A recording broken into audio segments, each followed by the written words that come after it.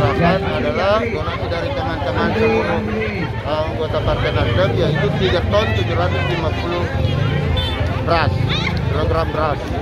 Itu bahan makanan lainnya dengan kebutuhan Itu mandi. udah berikut bahan makanan lainnya, sarung, perlengkapan sholat, perlengkapan bayi, hamper, softtek, panitia jadi kebanyakan berurusan dulu diturunkan dulu dari musik ke posko. Terus kami menyampaikan mobil tangki untuk pengadaan air bersih selama masyarakat sampai masyarakat masih membutuhkan.